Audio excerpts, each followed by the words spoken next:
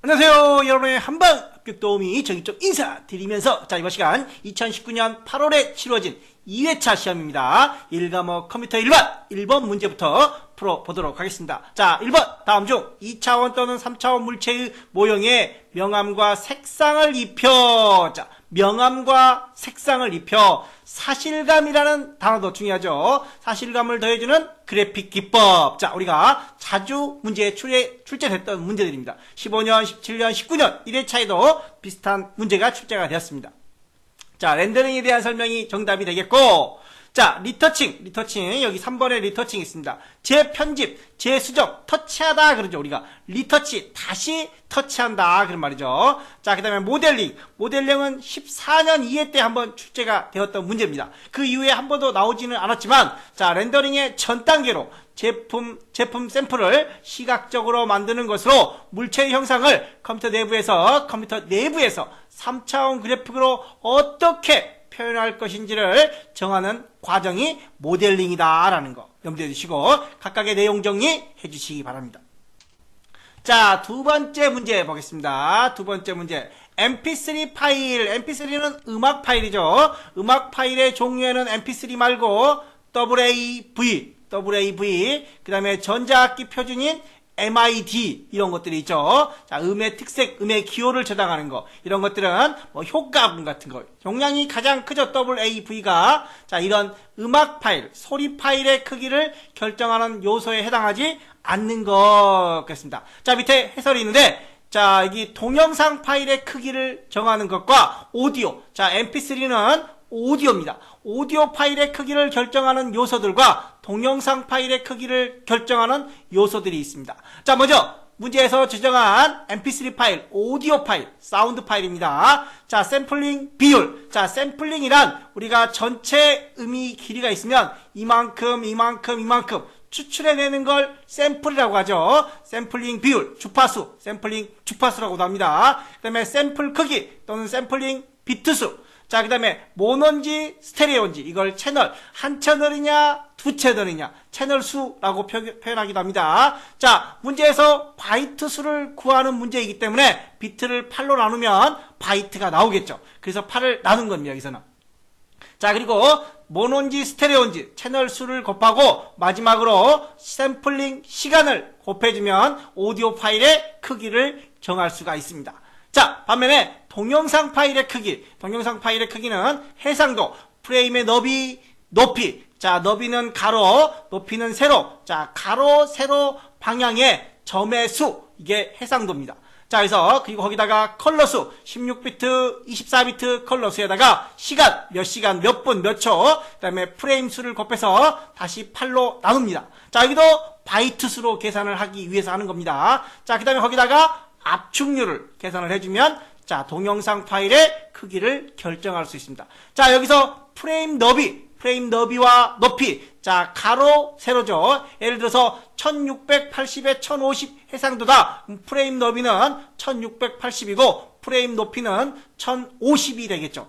이때 화소의 수는 17000 정도, 170만 정도의 화소가 필요할 것 같습니다. 역시 여기서 그래서 프레임 너비는 mp3 오디오 파일의 크기를 결정하는 요소가 아니라 동영상 파일의 크기를 결정하는 요소다라는 거 2번에 4번이 틀린 내용이 되겠습니다.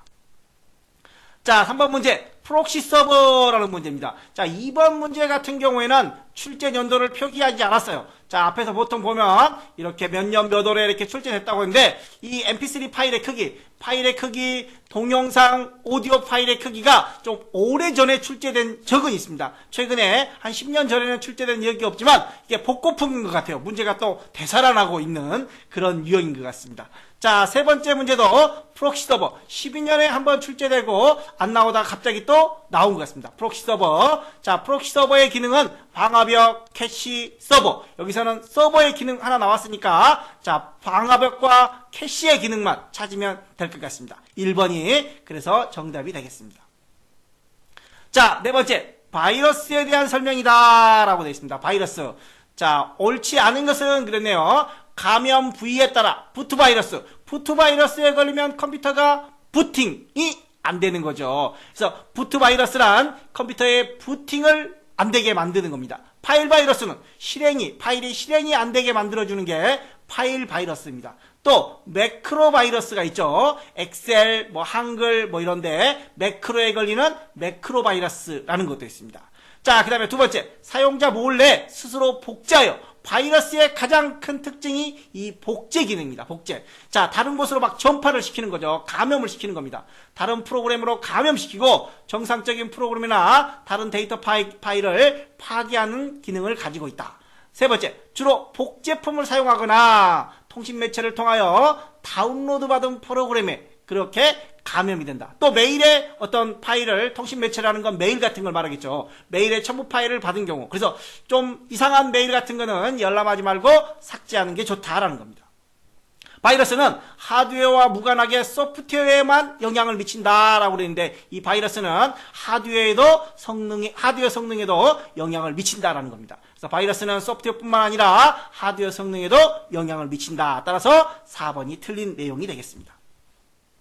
자, 5번 문제, 사물 인터넷, IoT. 요즘 떠오르는 용어 같아요. IoT. 자, 옳지 않은 것은 그렇습니다. 모든 사물을 네트워크로. 그래서 사물 인터넷입니다. 사물과 사물, 모든 걸 다 연결하는 겁니다. 한번 읽어볼까요? 밑에 사물 인터넷. 인터넷 오브 띵스. IoT. 각종 사물, 전자제품, 가전제품, 모바일 장비, 웨어러블. 우리가 옷이나 시계, 안경, 와치 같은 거 있죠. 몸에 착용하는 컴퓨터를 웨어러블이라고 하죠. 자, 이런 다양한 인베디드는 그 안에 내장되어 있는 겁니다. 시스템이 안에 내장되어 있는 것들. 인베디드 시스템의 센서와 통신 기능을 내장하여 인터넷에 연결하는 기술. 인터넷으로 연결된 사물들이, 모든 사물들이 데이터를 주고받아 스스로 분석하고 학습 정보를 사용자에게 제공하거나 사용자가 이를 원격 조정할 수 있는 인공지능 기술이 사물 인터넷이다. 모든 사물을 연결하는 겁니다. 네트워크로. 자, 두 번째, 스마트 센싱 기술과 무선 통신 기술을 융합하여 실시간으로 데이터를 주고받는다. 자, 세 번째, 전기에 모든 사물을 연결하는 게 사물 인터넷입니다. 근데 여기는 전기에 관련된 내용이네요. 전기의 생산부터 소비까지 전 과정에 이르는 기술을 접목하여 에너지 효율을 높인다. 즉, 전기에 관련된 것들은 스마트 그리드라고 합니다. 스마트 그리드. 지능형 전력망이라는 뜻으로 전력 공급자와 소비자 간의 실시간으로 전기 사용 관련 정보를 주고받음으로써 에너지 사용을 최적화할 수 있는 차세대 전력망 사업이다. 자, 근데 모든 게 아니라 전기에 국한되어 있는 건 스마트 그리드다라는 겁니다. 자, 개방형 정보 공유에 의해 부작용을 최소화하기 위하여 정보 보안 기술이 필요하다.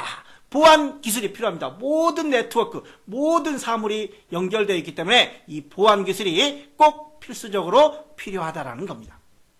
자, 그래서 3번은 스마트 그리드에 대한 설명이다라는 거. 다음 문제 넘어가 보겠습니다. 자, 6번 문제 보겠습니다. IPv6이라고 되어 있습니다. IPv6. 자, IP는 IPv4와 IPv6 두 가지가 있습니다. 자, 원래 현재 대부분 쓰고 있는 게 IPv4입니다. 자, IPv4는 주로 한 32억 개 정도를 만들어 쓸 수 있습니다. 자, 근데 전 세계 인구가 70억이 넘어요. 지금은 그럭저럭 쓸만해요. 그런데 앞으로는 부족할 것이다.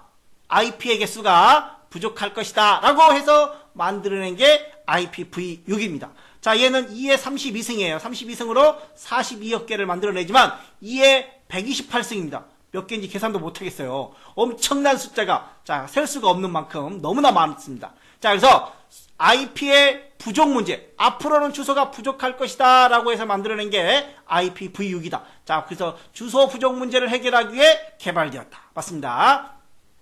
자, 그 다음에 IPv4는 0부터 255까지 이렇게 4개의 탭으로, 각 탭으로 하나당 8비트씩 씁니다. 8비트씩 하나, 둘, 셋, 4개에서 32비트로 구성되어 있다. 점으로 구분되어 있죠. 각 구성을 점으로 구분하고 하나당 8비트씩 4개, 32비트로 되어 있다. 자, IPv6은 0부터 9까지, A부터 F까지 이런 식으로 사용합니다. 자, 그리고 각 자리를 콜론으로 사용하고, 자, 16비트씩, 하나당 16비트씩 8자리를 사용해서 128비트를 사용합니다.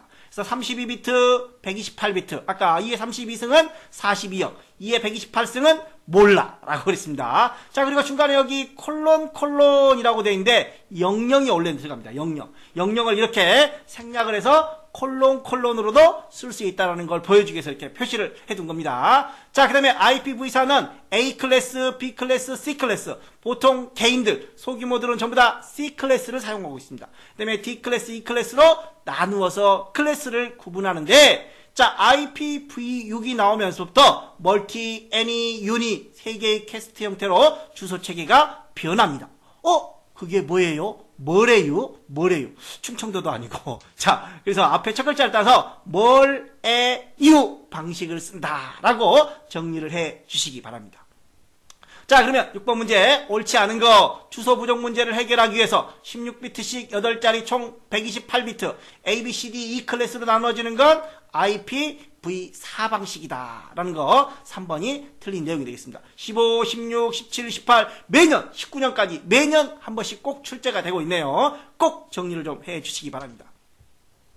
자, 7번 문제 보겠습니다. URL이란 인터넷이 있는 주소. 자, 우리가 뭐 http://www.naver.com 여기까지를 우리는 호스트 주소라고 합니다. 호스트 주소.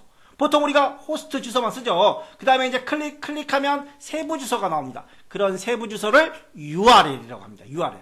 자, 그래서 보통 맨 앞에 있는 걸 프로토콜이라고 하고 여기까지를 호스트 주소라고 하고 HTTP는 주로 포트 번호를 80을 사용합니다. 각 포트 번호 FTP의 경우에는 21번, 뭐 텔넷은 23번 각각 포트 번호가 있는데 포트 번호까지는 몰라도 상관없습니다. 자, 아무튼 포트 번호를 쓰고 최종 경로가 표시되는 긴 주소, 자세한 주소, 여기 네이버까지는 호스트지만 긴 주소를 우리는 URL이라고 한다라는 겁니다. 너 어디에 사니? 서울에 살아요. 서울이 다 니네 집이야? 그러죠. 여기까지. 서울이 호스트예요. 서울시, 동작구, 상도동 이렇게 디테일한 주소를 URL이라고. 그러면 너네 집 주소가 뭐야? 라고 하면은 URL이 뭐야? 라고 생각을 하면 되겠죠.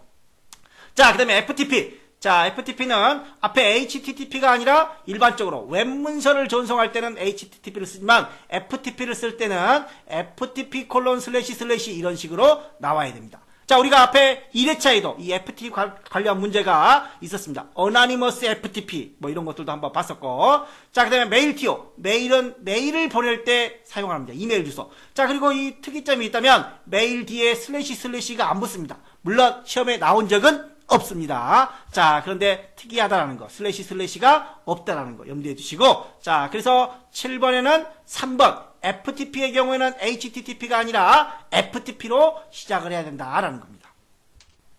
자, 8번째 문제에 들어가 보겠습니다. 프로토콜은 약속이에요. 약속. 자, 여러분들과 저와의 약속은 뭐예요? 커말 1급 필기. 지금 현재는 필기 공부하고 있는 거죠. 필기 한방 합격을 약속을 하는 겁니다. 꼭꼭 약속을 해 주셔야 돼요. 뭘? 한방 합격. 믿습니까? 예, 믿고 쉽팔로미 하시면 한방 합격할 수 있습니다. 자, 프로토콜 약속을 하는 겁니다. 이 프로토콜의 기능 3가지가 있는데 흐름 제어, 동기화, 에러 제어 이 3가지의 프로토콜 기능이 있습니다. 16년 3월에 동일한 문제가 출제된 것 같습니다. 자, 그래서 1번의 경우에는 흐름을 제어해서 라는 말이죠. 동기화 기능을 수행한다. 그 다음에 오류를 검출한다 라는 말씀입니다. 에러를 제어하기 위해서 오류를 검출해야 되겠죠. 자, 그래서 4번이 틀린 내용이 되겠습니다. 자, 프로토콜의 3가지 기능 염두에 두시고 다음 문제 9번째 문제로 들어가 보겠습니다. 자, 객체지향 프로그래밍 언어라고 되어 있습니다. 자, 언어는 크게 객체지향 언어와 절차적 언어 2가지 형태로 나눌 수 있습니다. 객체지향 언어는 C++, 자바, 스몰톡 뭐 이런 언어들이 있습니다. 자, 객체지향은 상속, 위에서 부모가 자식한테 물려주는 상속, 캡슐화, 뭐 어떤 자료를 캡슐 안에 집어넣죠. 이렇게. 이 안에 약이 있어, 이 안에 약. 자, 캡슐, 보호를 하는 거죠. 은닉, 정보를 보호하는 거, 추상화, 다형성 이런 것들을 지원합니다. 자, 이런 것들도 시험에 한번 나온 적이 있습니다. 객체지향의 특징, 상속성, 캡슐화, 추상화, 다형성, C++, 자바 이런 언어들이 객체지향 언어에 속한다. 자, 그 다음에 절차적 언어, 구조적, 순차적인 언어입니다. 주로 코볼, 파스칼, C는 써봤죠. 요즘에 쓰죠. 근데 다른 언어들은 그렇게 잘 안 씁니다. 순서, 선택, 반복 세 가지의 물리적 구조는 절차적 프로그램에 사용하는 기법이다. 즉 순차적인 처리가 중요시되는 건 객체지향 프로그램이 아니라 절차적 프로그램에 해당된다라는 거. 자, 9번에 4번이 정답이 되겠습니다. 자, 계속해서 10번째 문제 들어가 보겠습니다. 자, 10번째. 다음 아래의 설명에 해당하는 윈도우에 제공하는 기능은 그렇습니다. 데이터와 데이터를 연결하여 온본 데이터를 수정할 때 연결된 데이터 도구와 함께 수정되도록. 자, 여기에 A라는 곳이 있고 여기에 B라는 곳이 있습니다. 여기서 그림을 내가 그렸어요. 그림을 그려서 복사해서 여기다 갖다 집어넣어놨습니다.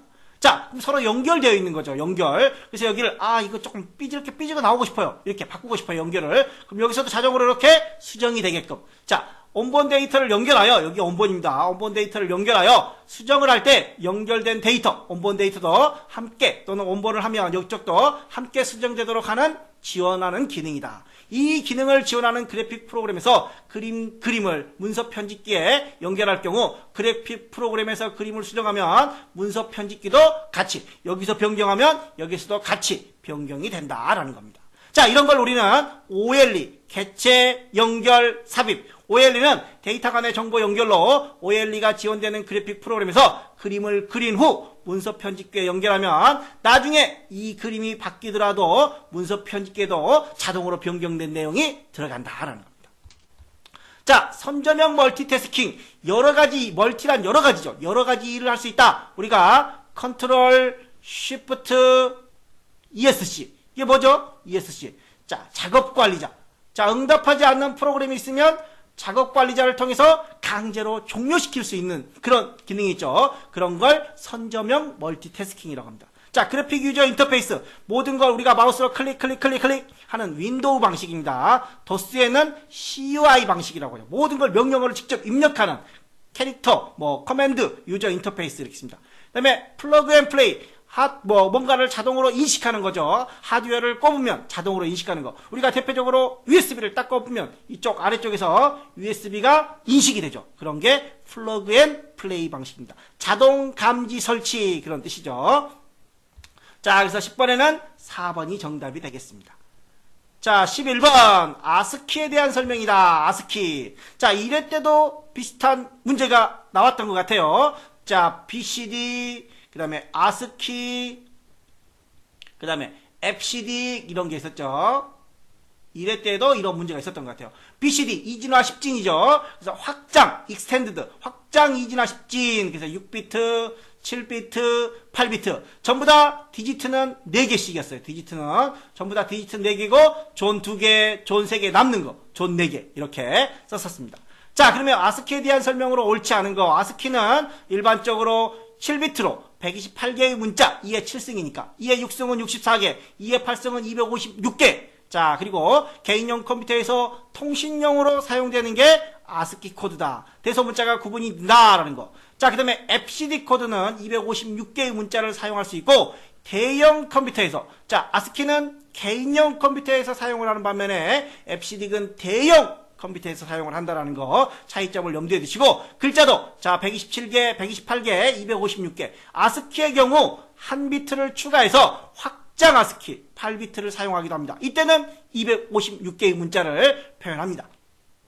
자, 아스키에 대한 설명으로 옳지 않은 거 찾으면 되겠죠. 각 문자를 7비트로 표현해서 128개를 쓴다. 확장 아스키를 쓰면 1비트가 추가돼서 8비트로 쓸 수도 있다. 문자를 128개를 더 표현해서 256개까지 쓸 수 있다는 거죠. 세 번째, 데이터 처리 및 통신 시스템에서 아까 우리가 개인용에서 통신용으로 사용한다라고 그랬습니다. 자, 각 나라별 언어를 표현할 수 있다라고 되어 있습니다. 각 나라별 언어를 표현할 수 있는 건 유니코드입니다. 국제 다국어. 자, 모두의 유니코드는 모두 2바이트입니다. 모두 2바이트라고 하면은 16비트가 되겠죠. 16비트. 자, 그래서 1, 2, 3번은 아스키에 대한 설명인데 각 나라별 언어를 국제 다국어를 표현할 수 있는 코드는 유니코드 16비트 코드라는 거. 4번이 틀린 내용이 되겠습니다. 자, 12번째 펌웨어에 대한 설명이다. 펌웨어 나오면 우리가 롬 롬을 생각해야 되겠죠. 자, 롬, 펌웨어, 그 다음에 바이오스, 또 뭐 있죠? 포스트, 이런 용어들과 또 뭐 시모스, 이런 용어들과 함께 롬을 연상을 시켜줘야 됩니다. 자, 펌웨어. 자, 펌웨어 한번 읽어보겠습니다. 롬에 기록된, 롬은 읽기 전형이죠. 롬에 기록된 하드웨어를 제어하는 마이크로 프로그램, 주로 입출력 관련, 자가진단이 포스트죠. 자가진단 프로그램, 이런 프로그램 등의 집합으로 하드웨어와 소프트웨어의 중간적인, 하드웨어의 기능도 하고 소프트웨어의 기능도 하고 중간적인 성격을 띠고, 하드웨어 교체 없이, 원래는 하드웨어를 업그레이드 하려면 하드웨어를 교체해야 되겠죠. 근데 이 펌웨어가 나오면서 하드웨어 교체 없이 소프트웨어만으로도 업그레이드를 할 수 있다라는 그런 성능을 향상시킬 수 있다라는 게 펌웨어입니다. 자, 펌웨어 하면 시모스, 바이오스, 포스트, 롬 함께 연상을 시켜주십시오. 자, 그리고 이 바이오스는 롬에 들어있다. 그래서 롬 바이오스. 가끔 램에 들어있다라고 출제되는 경우도 있으니까 롬 바이오스로 함께 연상을 좀 해주시기 바랍니다. 자, 옳은 것은 그렇죠. 주로 하드디스크에 저장되며 하드디스크가 아니죠. 자, 펌웨어 업데이트만으로도 시스템 성능을 향상시킬 수 있다. 자, 펌웨어는 아까 하드웨어 소프트웨어의 중간적인 성격으로 하드웨어 교체 없이도 소프트웨어 업그레이드만으로도 시스템 성능을 향상시킬 수 있다. 2번이 맞는 내용입니다. 자, 백신과 관련이 있는 게 아니라 백신은 바이러스를 치료하는 거죠. 자, 연산 속도를 빠르게 해주는 하드웨어다. 그런 것도 아닌 것 같고 2번이 정답이 되겠습니다. 자, 13번째 문제 들어가겠습니다. 자, 13번째 문제는 지난 1회 때도 비슷하게 한번 설명을 한 것 같아요. 칩셋에 관련된 용어를. 자, 칩셋 메인보드에, 자, 이 네모나게 이게 메인보드입니다. 그 안에 이 부분이 칩셋이죠. 자, 칩셋이 열을 많이 받기 때문에 이런 방열판 또는 쿨러 등으로 자, 열을 식혀주는 기능을 하고 있습니다. 자, 그래서 칩셋에 관한 정보로 옳은 것은, 자, 메인보드 칩셋은 메인보드 내에 여러 장치를 통합 제어하는 기능을 가지고 있습니다. 자, 그래서 컴퓨터를 구성하는 모든 장치들의 장착으로 연결된 기판이다. 메인보드에 장착되어 있는 각 장치들을 제어하고 역할을 조율한다. CPU와 주변 장치 간의 데이터 전송을 통로, 이거는 버스에 대한 설명이죠. 데이터가 오고 가는 통로, 버스. 메인보드의 주변 장치를 연결하기 위한 접속 부분을 말한다. 정답은 2번이 되겠습니다. 메인보드에 자 있는 각 장치, 이 메인보드 안에 있는 각 장치들을 제어하고 자 통합 제어하는 그런 역할을 한다는 게 칩셋의 역할입니다. 13번에는 2번이 정답이 되겠고, 자 14번째 문제로 가보겠습니다. 자, SSD에 대한 설명이다 라고 나왔습니다. SSD. 자, 과거에는 HDD였는데 최근에 SSD로 넘어오고 있습니다. 자, 아직까지는 그렇게 많이 용량이 늘어나지는 않고 있지만 확실히 속도가 빠릅니다. 자, SSD는 기존의 HDD, 하드디스크를 말합니다. 하드디스크에 비해 외부의 충격에 강하며 발열, 열이 많이 나는 거, 열이 많이 안 난다는 겁니다. 발열, 소음이 적으며 열도 적고 소리도 적고, 자, 디스크가 아닌 초고속 메모리로, 자, 일반적으로는 디스크였습니다. 그러나 SSD부터는 디스크가 아닌 초고속 메모리로 데이터를 기록하므로 배드 섹터, 불량 섹터를 말하는 겁니다. 배드 섹터. 불량 섹터가 발생하지 않으며 소형화, 아주 작고 아주 가벼워지는 장점이 있다는 게 SSD입니다. 자, 1번. 고속으로 데이터를 입출력할 수 있으며 불량 섹터, 배드 sektor, 불량 섹터가 발생하지 않는다. 자, 1번이 그럼 맞는 거네요. 자, 2번. HD와 HDD, 기존 하드디스크와 같이 덮어쓰기를 할 수 있으며 읽기, 쓰기 성능이 비슷하다. 성능이 훨씬 더 좋다. 고성능이라는 겁니다. 자, 그 다음에 650mm 파장의 적색 레이저를 이용하여 데이터를 기록한다. 이건 디스크 같은 형태죠. 기존의 디스크가 아니라 메모리 형태로 하고 있는 게 이 SSD입니다. 소음이 없고 발열이 낮으나 HDD에 비해 충격에 약하다, 충격도 강하다라고 했습니다. 그래서 맞는 건 1번이 정답이 되겠습니다. 자, 15번째 문제. 인터럽트 관련 문제네요. 자, 인터럽트의 종류 보면 외부 인터럽트, 내부 인터럽트, 소프트웨어 인터럽트. 왜 내가 소야? 그런 건가요? 왜 내 소 인터럽트의 종류입니다. 자, 먼저 내부 인터럽트는 잘못된 명령어. 자, 어떤 여기 0으로 나누는 거, 예를 들어서 우리가 5 나누기 0 해보세요. 그러면 뭐 나와요? 에러가 나옵니다. 0으로 어떤 수를 나눌 수가 없어요. 이런 잘못된 명령어, 불법적인 명령어 사용 시 발생하는 오류를 트랩 또는 0으로 나누는 경우를 트랩이라고 합니다. 자, 이런 게 내부 인터럽트에 해당됩니다. 또 전원 이상 갑자기 전기가 안 들어와요. 고장났어요. 정전돼 버렸어요. 또 기계가 고장났어요. 타이머 시간 딱 올려놓고 그만. 우리 시험 볼 때 그렇죠. 시험 볼 때 타이머, 외부 신호, 입출력 인터럽트 이런 것들이 외부 인터럽트에 해당됩니다. 그 다음에 슈퍼바이저 콜 SVC라고 하는데 관리자, 감독자에 의해서 인터럽트가 들어오는 소프트웨어 인터럽트 세 가지가 있습니다. 자, 인터럽트 참고 정리도 한번 읽어볼까요? 컴퓨터에 정상적인 프로그램을 처리하고 있는 도중 내가 정상적인 작업을 하고 있는 동안에 정전이 팍 나가버렸어요. 엄마가 아들아, 딸아, 두부 안 먹어, 이렇게 누군가가 외부 인터럽트를 걸어올 수도 있겠죠. 자, 외부 인터럽트 할까? 외부 인터럽트 또는 시험 보고 있는데 그만 타이머를 또는 컴퓨터가 고장나는 그런 것들이 자 인터럽트에 해당됩니다. 자, 이렇게 어떤 특수한 상태가 발생했을 때 현재 실행하고 있는 프로그램을 일시 중단하고 그 특수한 상태를 처리한 후에 다시 원래의 주 프로그램으로 돌아가 처리하는 과정을 인터럽트라고 한다라는 겁니다. 자, 그럼 문제를 보겠습니다. 자, 문제에서는 외부 인터럽트가 라고 되어 있습니다. 외부 인터럽트의 종류, 전원 이상, 기계창호, 타이머, 외부 신호, 입출력 이런 것들이 있습니다. 자, 그래서 전원 공급, 타이머, 입출력 전부 다 외부 인터럽트에 대한 설명드립니다. 자, 근데 2번 실행할 수 없는 자 잘못된 명령어 이런 것들은 내부 인터럽트가 되겠죠. 2번은 외부 인터럽트가 아닌 내부 인터럽트에 대한 설명이다라는 겁니다. 자, 그 다음에 16번 레지스터에 관한 설명으로 옳은 것은 그랬습니다. 레지스터는 CPU 내의 임시 기억 장소입니다. 레지스터란 CPU 내의 임시 기억 장소고 가장 빠른 고속의 장치, 메모리입니다. 자, 플립플롭이나 레치로 구성됩니다. 자, 그러면 연산용 레지스터와 제어용 레지스터로 구분을 할 수가 있어요.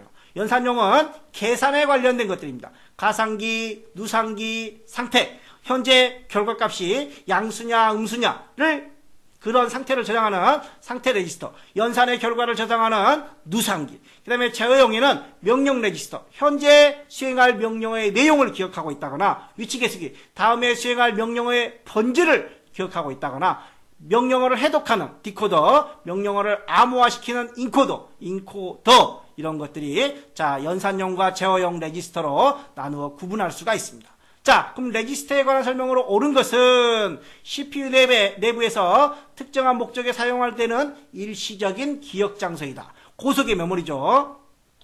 자, 플립플롭이나 레치로 구성되는 건 맞아요. 그런데 느리다? 가장 빠른 거죠. 컴퓨터 유지 보수를 위해 정보를 저장하는 게 아니라 자, 어떤 CPU의 상태, 뭐 연산의 결과, 다음에 할 건지, 현재 할 건지 이런 순서 같은 것들을 기억하는 게 자, 레지스터의 역할입니다. 유지보수의 개념이 아니죠. 자, 시스템 부팅 시 컴퓨터를 켤 때 운영체제가 로딩되는 메모리는 주기억이죠. 주기억. 자, 그래서 맞는 거는 1번이 정답이 되겠습니다. 자, 17번 문제 보겠습니다. 운영체제에서 NTFS, 자, 이 NTFS는 FAT, 파일 알로케이션 테이블, 파일의 정보를 보관하고 있습니다. 그 다음에 PET16, 그 다음에 PET32, 그 다음에 이제 PET64로 가는 게 아니라 NTFS로 발전을 하고 있습니다. 자, 우리가 지금 사용하고 있는 윈도우 7, 8, 10 이런 것들은 32, PET32와 NTFS를 동시에 지원하고 있습니다. 그러나 더 좋은 건 NTFS입니다. PET32 파일 시스템과 비교하여 성능 안전성이 우수하다. 하드디스크 논리 파티션의 크기는 제한이 없다. 자, 18년 1회 때도 유사한 문제가 출제됐습니다. 하드디스크 파티션의 크기는 256TB까지 지원합니다. 제한이 없는 게 아니라 자, 그 다음에 비교적 오버헤드가 큰 오버헤드가 있기 때문에 400메가 이하의 볼륨에서는 사용하지 않는 게 좋다. 자, 크기 때문에 너무 작은 거는 안 좋다라는 겁니다. 자, 그 다음에 파일 및 폴더의 액세스 제어를 유지하고 제한된 계정을 지원한다라는 특징을 가지고 있습니다. 자, 그래서 2번이 틀린 내용이 되겠습니다. 자, 18번째 문제로 가보겠습니다. 18번째 문제. 자, 18번째 문제. 윈도우즈 관리 도구 중 컴퓨터 관리에서 수행 가능한 디스크 관리 16년 10월 3회차에 동일하게 출제되었던 문제입니다. 자, 그림을 보면서 좀 설명을 드릴게요. 자, 여기 보시면은 문제는 디스크 관리에 대한 겁니다. 자, 컴퓨터 제어판의 관리 도구, 컴퓨터 관리에 디스크 관리에 들어오면 자, 경로를 변경하거나 포맷을 하거나 볼륨을 확장, 축소, 삭제까지 할 수 있습니다. 자, 그런데 문제에서 컴퓨터 관리에서 수행 가능한 디스크 관리에 해당하지 않는 거 확장, 축소, 이름 변경, 포맷 가능하죠. 삭제도 가능합니다. 그러나 분석, 디버그 로그를 표시하는 건 자, 밑에 그림에서 보듯이 자, 여기 보면은 이쪽에 보면 디스크 관리가 있고 이벤트 뷰어라는 게 있습니다. 이벤트 뷰어. 자, 지금 현재 여기 나와 있는 분석 및 디버그 로그는 여기 이벤트 뷰어의 보기에서 분석 및 디버그 로그를 표시할 수 있습니다. 따라서 자, 이 네 번째는 디스크 관리가 아닌 이벤트 뷰어에서 처리할 수 있는 내용이라는 겁니다. 그래서 18번에 4번, 16년 3회 때 동일하게 출제되었던 문제입니다. 자, 19번째, 폴더의 속성 창에서 적용할 수 없는 거. 자, 잠시 한번 가보겠습니다. 여기 바탕화면에 폴더가 있습니다. 파일의 속성과 좀 다릅니다. 파일의 속성은 자, 만든 날짜, 수정한 날짜, 액세스한 날짜. 그 다음에 특성에는 읽기 전용과 숨김이 있죠. 만든 날짜, 수정한 날짜, 액세스한 날짜가 있지만 폴더는 자, 속성이 한번 들어가 보겠습니다. 만든 날짜만 있어요. 액세스한 날짜, 수정한 날짜가 없어요. 특성은 역시 읽기와 숨김 두 가지를 비교하고 있습니다. 그 다음에 뭐 경로 같은 것들도 있고 또 공유, 폴더에 대해서는 공유도 가능하죠. 그러나 파일은 일반 아이콘은 공유 탭이 없습니다. 공유가 안 되기 때문에. 자, 그러면 이 안에 있는 파일을 삭제하려면 이 안에서 삭제를 하면 되겠죠. 이 안에서 삭제를 하면 됩니다. 자, 그래서 문제 한번 들어가 보겠습니다. 자, 폴더의 속성이란 폴더의 마우스 오른쪽을 눌러 설정하는 것이며 라고 되어 있습니다. 문서나 사진, 음악 등 폴더의 최적화 유형을 설정할 수 있다. 즉, 문서는 문서끼리, 사진은 사진끼리, 음악은 음악끼리 각각의 폴더를 만들어 설정할 수 있다라는 겁니다.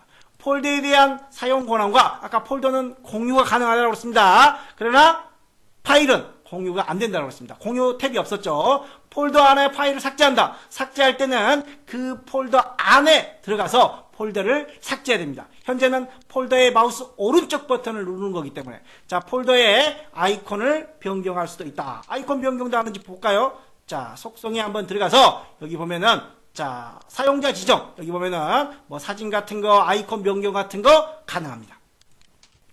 자, 이렇게 해서 문제 정답은 3번이 되겠습니다. 자, 라스트 문제 20번 문제가 되겠습니다. 자, 시스템을 복원해야 된다. 복원이라는 건 뭐예요? 뭔가 망가졌다. 뭔가 이상해졌다. 그래서 다시 원래 상태로 되돌리는 걸 복원이라고 하죠. 복원. 자, 새로운 장치 설치 후 시스템이 불안정해졌어. 갑자기 컴퓨터가 왜 이러지? 복원. 이전 상태로 되돌려봐야지 되돌릴 수 있겠죠. 자, 로그온 화면이 나타나지 않으며 윈도우가 실행이 되죠. 어제까지는 멀쩡하게 잘 썼는데 갑자기 왜 윈도우가 안 켜지지? 실행이 안 되지? 이때도 이전 상태로 복원을 하면 되는 겁니다. 누락되거나 손상된 데이터 파일을 이전 버전으로 되돌리고자 할 때 어제까지는 잘 됐는데 갑자기 안 되네. 다시 이전 상태로 되돌리는 거. 즉 복원이란 컴퓨터에 문제가 생겨서 정상적으로 실행이 되지 않을 때 이전 상태로 되돌리는 기능을 복원이라고 합니다.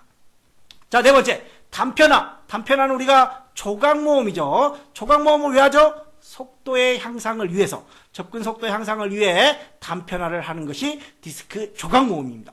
뭔가 고장난 게 아니에요. 좀 더 속도를 빨리게 하려고 하는 게 조각 모음이라는 거죠. 따라서 20번에는 4번이 틀린 내용입니다. 복원이 아닌 조각 모음에 대한 설명이다 라는 겁니다. 자, 이렇게 해서 20번까지 마무리되었고 이번 시간은 여기까지 마무리하겠습니다. 다음 시간에는 엑셀 이 과목에 대한 내용으로 여러분들을 다시 찾아뵙도록 하겠습니다. 감사합니다.